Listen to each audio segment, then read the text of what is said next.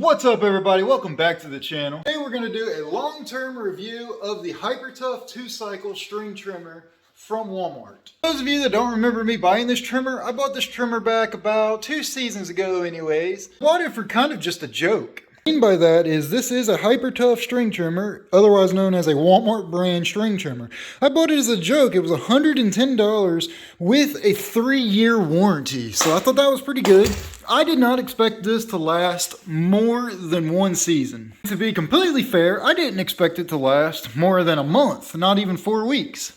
Especially because I am a lawn care business, I'm not just a homeowner using it. That's what it was intended for. It was intended for homeowners to use. I'm using it commercially as a business. For the most part, this trimmer was used mainly on apartment complexes. Some of you guys may remember, but I mow a bunch of apartment complexes. In other words, meaning that this got used for several hours at a time. I think the smallest apartment complex I had was an hour at a time of just trimming alone, not including mowing. As you guys can see, I did install an hour meter on there, and we got 27.5 hours on it, and that was just in 1 season. Really, that was just within about 2 or 3 months of the season before I ended up just switching back to running my Echo trimmers. And this trimmer actually ended up doing very, very well.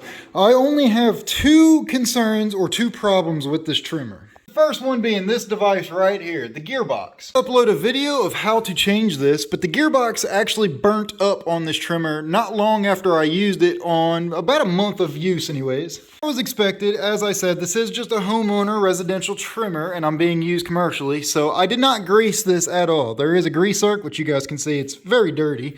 But you are supposed to grease that and keep it lubricated. I did not, and on commercial use, it burned up pretty quickly. But I mean, that was kind of expected, so not terrible. The other main complaint I have with this that it does take some getting used to is the amount of vibration. This thing does vibrate a lot. A lot more than most other trimmers that I have used, especially compared to Echo. You guys may remember I love Echo trimmers and I love running them.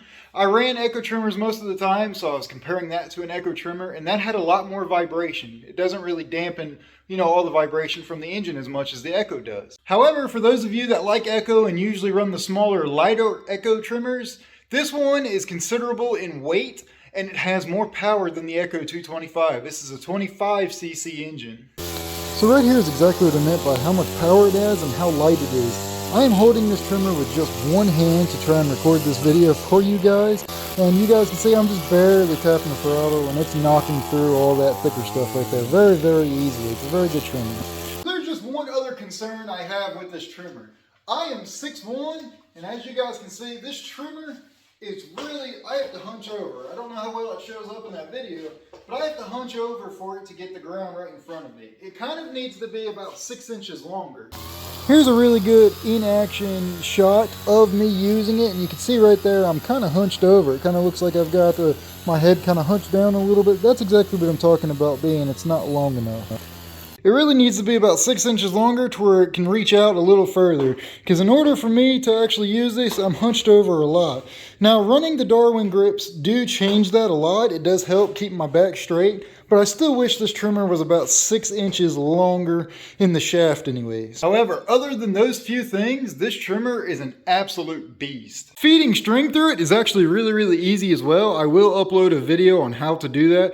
It'll be a short video as well, so it won't be too super long. But anyways, I'll upload a video on how to feed it, but it's actually really, really easy. And this is the stock head or the stock trimmer head that comes on this trimmer anyways. I did not replace it. One really good replacement you can do is go ahead and put an Echo Speed Feed 400 head on there. I will put a link to this in the description, but just know that the stock head that comes on it is quite sufficient.